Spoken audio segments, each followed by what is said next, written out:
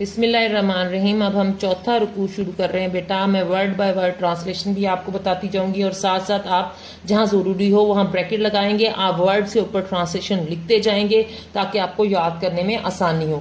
شروع کرتے ہیں ہم یہاں سے. بسم اللہ الرحمن الرحیم. یا ایھا الذین آمنو، اے ایمان والو یا مومنو، ان تتقوا، اگر تتقو تم ڈرو گے، اللہ سے، یجعل پیدا کر دے گا، لکم تمہارے لیے، فرقانن امر فارغ. یہاں پہ آپ بریکٹائز کر لیں اس کو تاکہ آپ کو یاد کرنا آسان ہو جائے. یا ایھا الذین آمنو کو بھی آپ بریکٹائز کر دیتے ہیں، یہاں آپ کو اس کا پتہ چل جائے گا مومنوں کا لفظ استعمال ہوا ہے.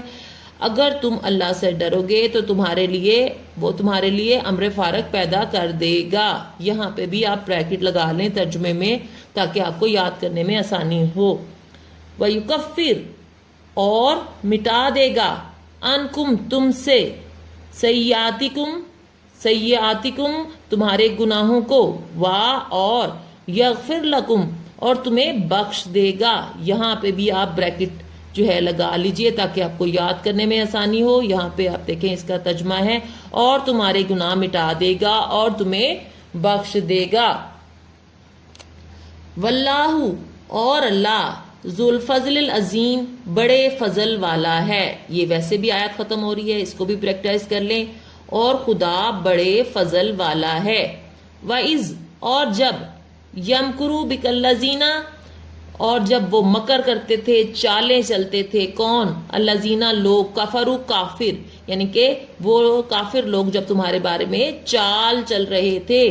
یہاں پہ آپ اس کو پھر پریکٹائز کر لیں. اور اے محمد صلی اللہ علیہ وسلم اس وقت کو یاد کرو جب کافر لوگ تمہارے بارے میں چال چل رہے تھے. لیثبتک، کہ تمہیں قید کر دیں. آپ اس کو علیحدہ علیحدہ ورڈ کو کر سکتے ہیں کیونکہ یہ ہر لفظ ایک جملہ ہے. او یقتلک، یا تمہیں قتل کر دیں یا جان سے مار دیں، نعوذ باللہ. او یخرجک، یا تمہیں وطن سے نکال دیں. ٹھیک ہے، یہ ہر ایک لفظ ایک مکمل جملہ ہے، آپ اسے علیحدہ علیحدہ یاد کر سکتے ہیں. وَيَمْكُرُونَ، تو ادھر وہ چال چل رہے تھے، یہ علیحدہ کر لیجئے. ٹھیک ہے، ادھر وہ چال چل رہے تھے. وَيَمْكُرُ اللَّهُ، اور ادھر اللہ چال چل رہا تھا، یہ بھی الگ ہو جائے گا. واللہ خیر الماکرین، اور اللہ بہتر چال چلنے والا ہے. خیر، بہتر، ماکرین چال چلنے والا ہے، یعنی کہ چال ایسی جو کہ مکر و فریب والی ہو، یعنی کسی کو نقصان پہنچانے والی، دھوکہ دہی والی. ٹھیک ہے، تو یہ جو آیت ہے مکمل طور پہ یہ دو آیتیں ہیں، اس میں دیکھیں کہ مومنوں کے لیے بھی ہدایت ہے، اور دوسری آیت میں اللہ تعالیٰ کفار کو مخاطب کر رہا ہے اور انہیں وارننگ دے رہا ہے. پہلی آیت میں مومنوں سے مخاطب ہوتے ہوئے اللہ تعالیٰ کہتا ہے کہ اے مومنوں، اگر تم اللہ سے ڈرو گے تو اللہ تمہارے لیے امر فارغ پیدا کر دے گا، یعنی بلندی، عروج، دوسروں سے بہتر پوزیشن پہ لے آئے گا. اور پھر اللہ فرماتا ہے کہ تمہیں ممتاز کر دے گا، یعنی دنیا میں تمہارا نام ہوگا، تم دوسروں سے بہتر ہو جاؤ گے، اور تمہارے گناہوں کو مٹا دے گا اور تمہیں بخش دے گا، یعنی وہ انعام ہے. اللہ تعالیٰ کی صفت جو ہے، اللہ کی ذات بہت عظیم ہے. اللہ تعالیٰ کی ایک عادت جو ہے وہ بہت اچھی یہ بھی ہے کہ وہ کسی کا جو ہے وہ اپنے پاس ادھار نہیں رکھتے.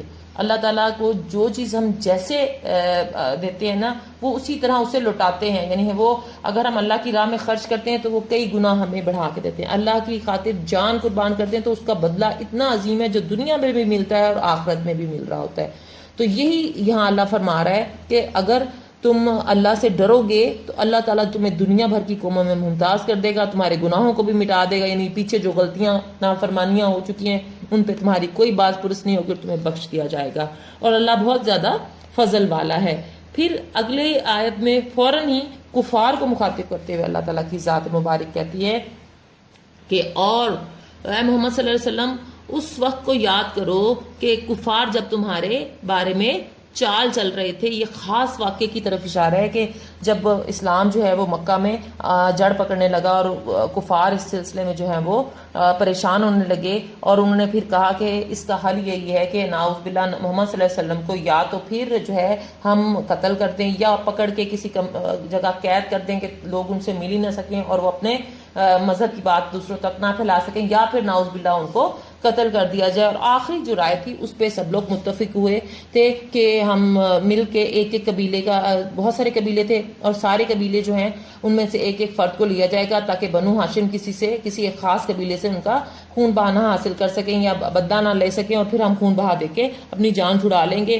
اور تو اس پہ اللہ تعالیٰ فرماتا ہے کہ ادھر کفار چال چل رہے تھے اور ادھر اللہ چال چل رہا تھا. اللہ تعالیٰ نے پھر اپنے کرم سے ایسا ماحول پیدا کیا کہ کفار کے درمیان سے حضور صلی اللہ علیہ وسلم بخیریت جو ہیں وہ مدینہ کی طرف ہجرت کر گئے اور ان کو خبر بھی نہیں ہوئی. یہ ہجرت مدینہ کے وقت جو حالات حضور صلی اللہ علیہ وسلم کے ساتھ پیش آئے اس واقعے کی طرف خاص طور پہ اشارہ کیا جا رہا ہے.